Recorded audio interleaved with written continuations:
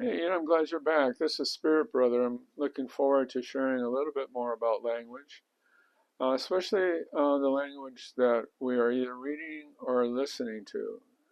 So I have found that sometimes while I'm reading, I misread a word, and when I look at it again, I say, "Oh my goodness!" And it has about the same number of letters as the word that my mind saw, but it wasn't the word that the book was showing.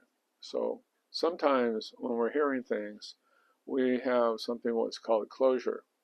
Closure in language is that when we're reading, we actually don't seem to look at all the letters. The brain just takes the first few letters, has a long experience with reading, and plugs in the word that it's supposed to be in the mind. And that's what we see.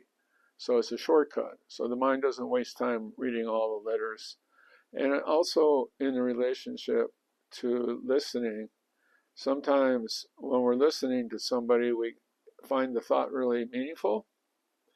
And what happens is that we start to think about it. In the meantime, the other person is still talking, and then we pay attention. But really, what's happened is we've missed the middle part, and the brain substitutes in what's there. And I call that closure. So I'm going to give you a quick example of closure just in colors. So if I'm thinking of an animal that's black and white, what would you say it was? Okay, well, a lot of people might say a skunk, it could say a zebra, but the mind is focusing on what the colors are and the combination, and it takes a shortcut and it comes up with an image, but it's incorrect. So if we're listening to somebody and we're not paying attention to everything they're saying and our mind drifts to something they said that was something we're thinking about or it relates to, the mind is substituting in what was said, and then the person says, "So what do you think?" And you tell them, and you say, "Well, that's not what I said." And the person says, "Yeah, that's exactly what you said." And we get into this argument about what was said, and that interferes with relationships. So basically, what we're doing today is just to contemplate about closure and what it means when we have a dispute with somebody. The first thing that I assume is, I probably did not hear them correctly.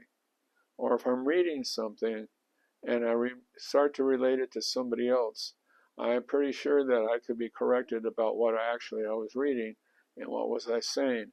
And in that way, it really slows down the reactive behavior of the argument or the debate about what was really said, and it improves the relationship because what it is saying to the other person is, I really do care about what you say, but unfortunately the mind does things that makes things a little bit confusing. And well, if we both operate from that awareness, then we can slow down in reacting and begin to wonder what was said.